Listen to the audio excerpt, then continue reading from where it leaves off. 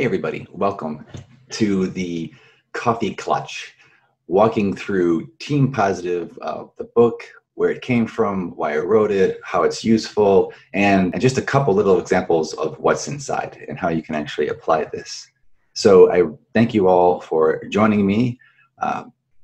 Wasn't expecting to get anybody, so having half a dozen people here is actually pretty cool.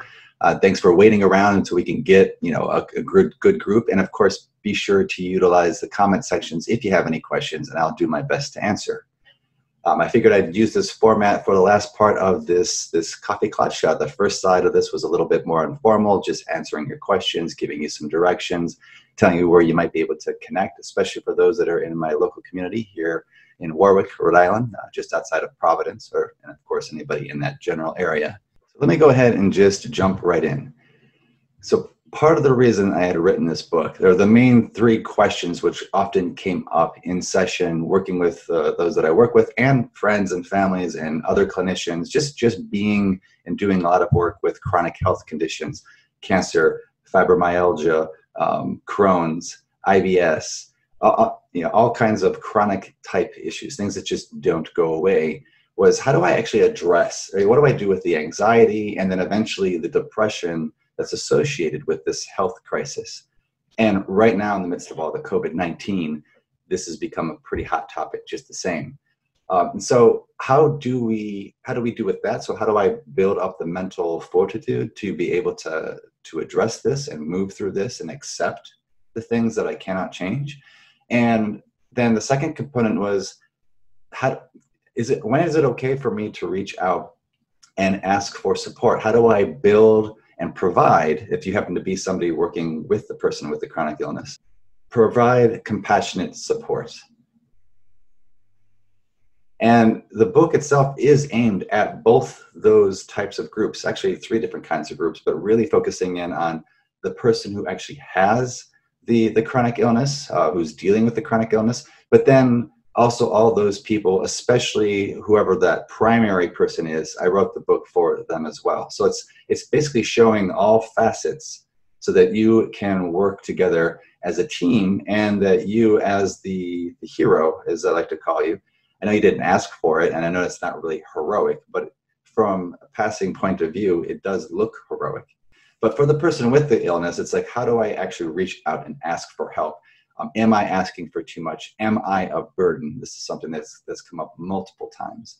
And people want to be there. I mean, they bring over lasagna, and they bring over cakes, and they bring over bread, and they're constantly trying to feed you and help you solve the problem. So they do want to help. This is just helping us to figure out, how do we do this in such a way that it is compassionate and supportive and yet not overbearing? Because, well, some days you might feel fine. Other days you just don't.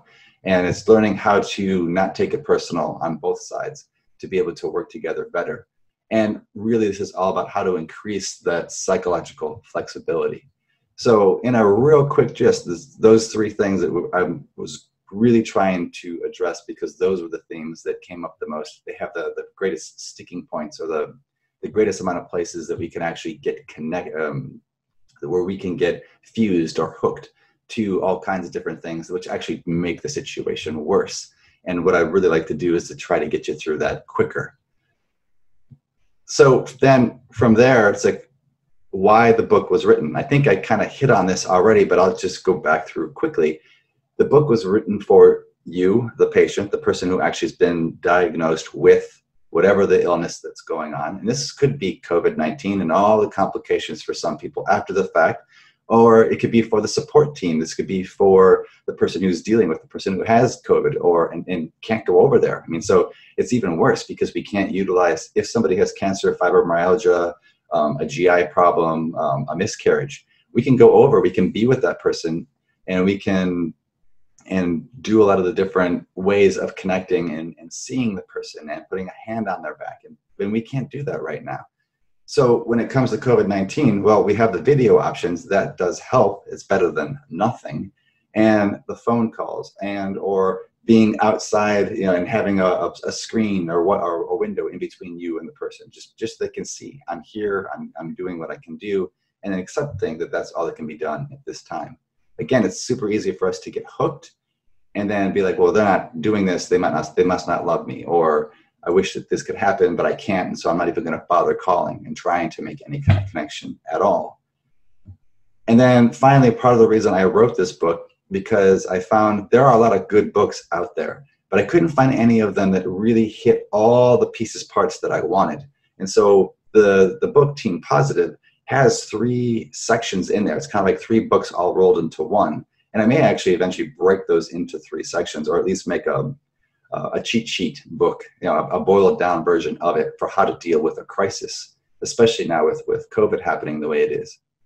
But with that being said, I wanted to be able to hand a book to the person that I was working with and say, hey, here are the things that I found. First section is, how do we deal with this immediate situation, which does apply to the COVID-19 moment. Like, boom, this thing has hit us. Something just came out of nowhere. How do we reorient it? And is it okay to not be okay? And of course, it is. And just being able to be with that, that's the hard part. The second part of the book was actually really trying to get people to understand and outline the structure of the actual support team.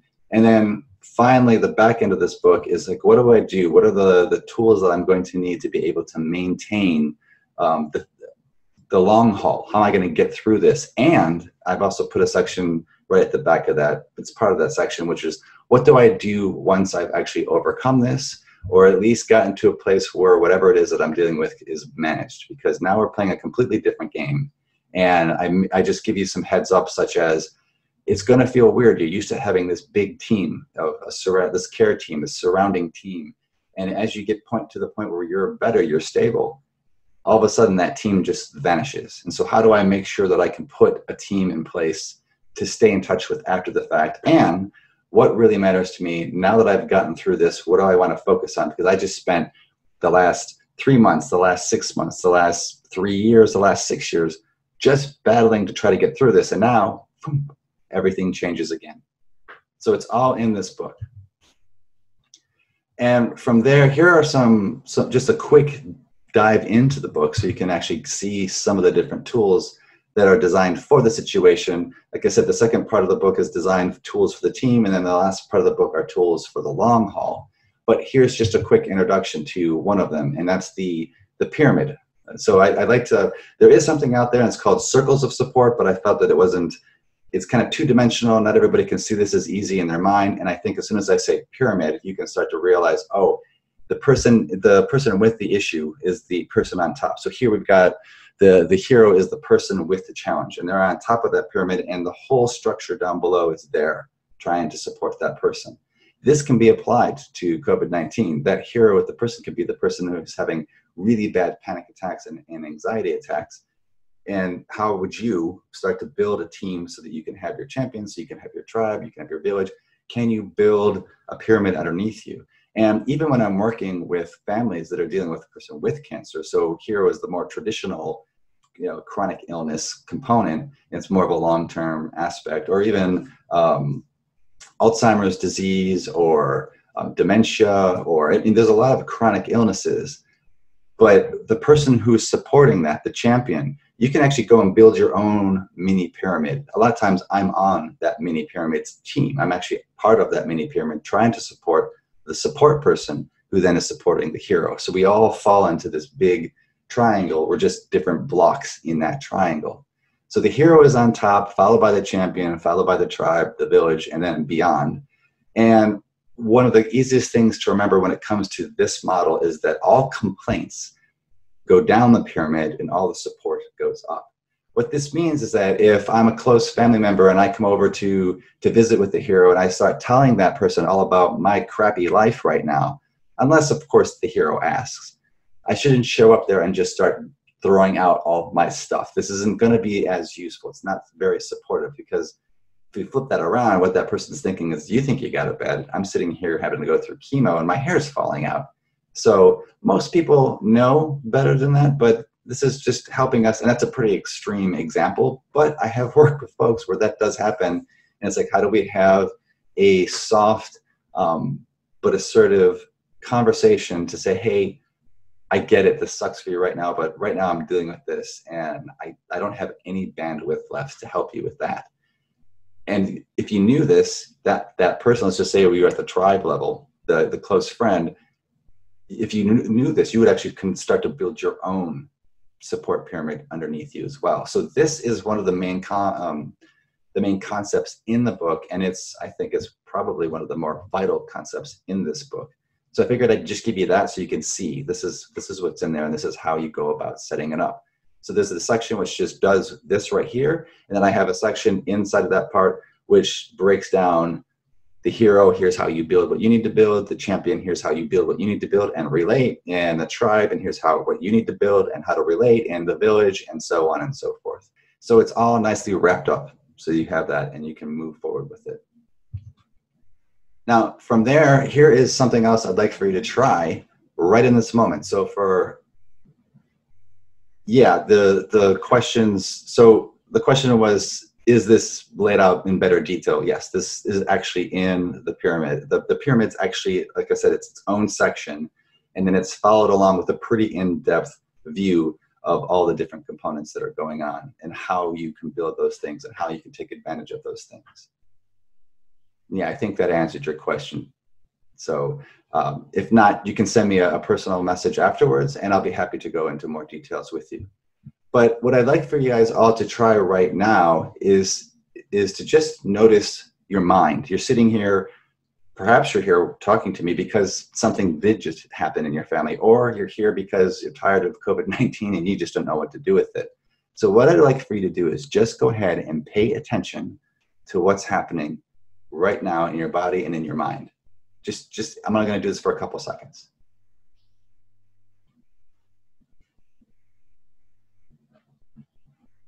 All right, so now what I'm going to have you do, and this is a minor mindfulness kind of a component, and you can do this anytime, any place. It's one of my absolute favorite tools, and it's one of the first ones in this book, is I'd like for you right now to just look around and find 5 things that you can see. Just pay attention to 5 things you can see.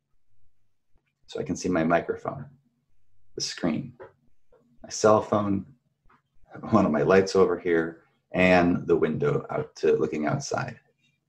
5 things you can see. Now I'd like for you to go ahead and just try on or play around with 4 things that you can feel. So I can feel my sweater around my neck. I can feel my feet in contact with the floor. I can feel my pressure on my elbows in contact with the armrests on this chair. And I can feel the back of my chair on the lower part of my back. Once again, there's a pressure there and there's warmth. So 5 things we can see, 4 things we can feel. Now I'd like you just to pay attention real quick to 3 things you can hear. So I can hear the wind outside. I can hear my noisemaker in the back over there. I can hear, sounds like there's something creaking up against the side of my house. So 3 things you can hear. Now, see if it's possible to detect 2 things that you can smell. Now, this is the coffee break, so I can definitely smell pretty heavy prevalence of coffee. And I think I can smell like some of the soap, because I took a shower about an hour before getting ready, and here I am, and I can still smell, yes, the residual amount of the soap on my hands. Good. And then finally, 1 thing you can taste. Now, if you hear it with the coffee break, once again, not only can I smell it, I can taste it. So again, 5, 4, 3, 2, 1. 5 things I can see, 4 things I can feel, 3 things that I can hear, 2 things I can smell, 1 thing I can taste. And what I'm going to ask you is, now that we've just finished this, what's your mind like now? Is there any difference in your body? How much more present to this moment are you now? And that's one of the techniques. The book has well over 20, 25 techniques for you to play around with, different concepts, different ways to flip things, different ways to look at things, different ways to deal with those thoughts, those repetitive thoughts, which just don't want to go away. And not only are all these resources in this book, I also have, at the very end of this, I'll tell you about other places you can go to get that support right now. And then finally, here are the support pieces for you. Yeah, I'm just about to get into that. So this is, yeah. So the book is, yeah, you'll see. Just hold on one second. So Team Positive, where can I get this? So there's several ways you can take advantage of this. And of course, you know, you can just order this and have it in your possession. And here's where you can get it. Right now, it's online at Amazon.com. You can get it in Kindle version, so ebook version. You can get it in the regular version. It's $14.95, I think, for the hard copy. Although you might be able to get in the marketplace for a little bit cheaper at this point. And then you can get the e-version, the ebook version. I think it's like $7.95 or $8, something like that. You can find a list of everywhere that you can get these at toddschmenk.com. And you can also get it at, if you live in this area, you can get it at the local bookstores. And if you happen to be in Somerville, South Carolina, then you can find it at, I think it's Books on the Square, downtown Somerville, right in that gorgeous little town center there. It's right before COVID hit. That was one of the first stops for the book tour. Unfortunately, I only got like 3 or 4 of those in, so sorry, never did get the books out to some of the other places that I was supposed to go. But here we are, and I'm doing the best we can, right? Can't really do much when it comes to COVID. So you can get a list of all the places where you can pick this book up at toddschmenk.com. And of course, you can get it on Amazon.com. And hopefully I'll be rolling this out at like Barnes & Nobles and Google Play and so on soon. So just keep your eye out for that. Now, another place that you can actually go to get support besides the book that actually reinforces the book. So it's not exactly the same stuff that's in the book, but it's all the other support materials. Because when I actually wrote the book, it ended up with like 495 pages. And luckily I had a really good editor, and I had a good crew that was working with me, and we really chopped the book down. I think it's 230 pages, or it's 217 pages. And yeah, it's actually the book in and of itself, bright yellow, gold. And so there was a lot of extra material. I really wanted to just help everybody I could with everything as much as I could, and realized that it was just far, far too much. So I have a couple other options here that are worth looking into.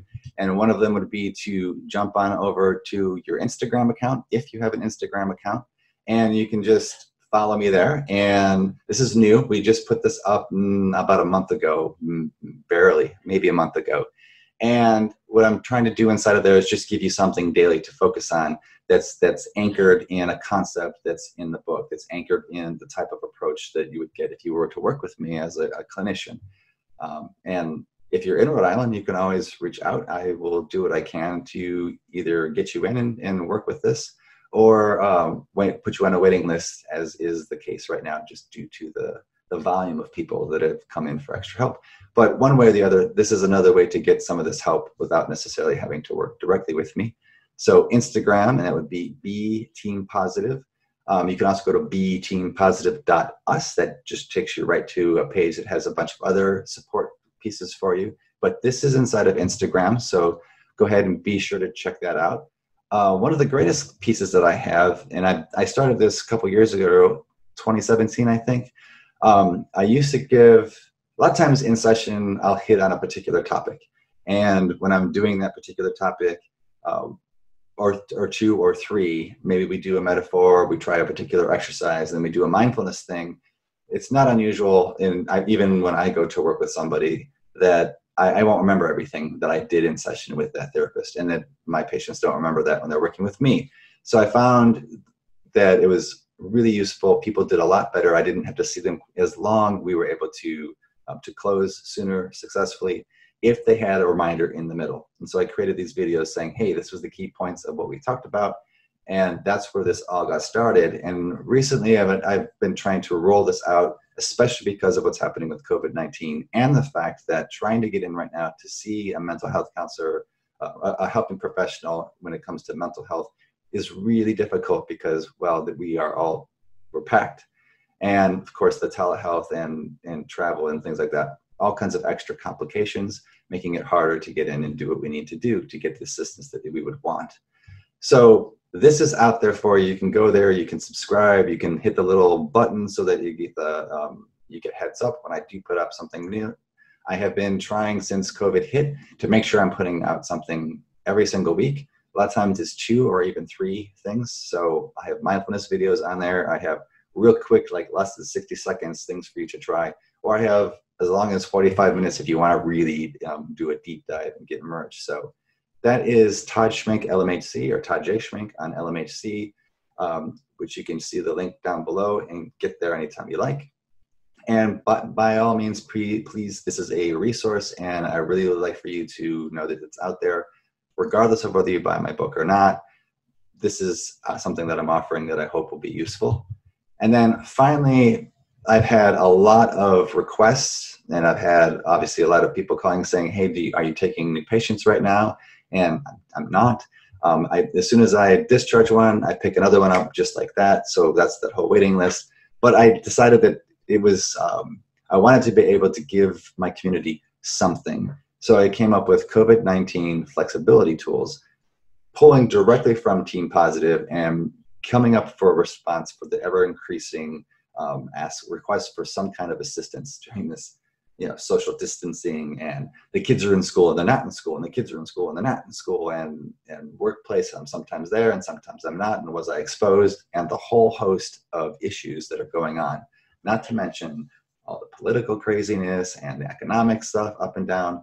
So I decided I was going to put together this is going to be an 8-week course. It's completely free. And on Mondays, I give you a particular mindfulness thing to play and practice around with. And just in a nutshell, mindfulness is important because it allows us to be more present and notice when certain thoughts, emotions, sensations are beginning to run the show, and that we automatically respond in a certain way.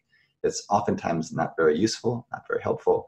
So mindfulness stuff on Monday. On Wednesday, I'm just giving you a question or a story for you to just read over and mull over in your mind and then respond. And there's a reason for the responding, and you can learn about that if you decide to sign up and register for the program.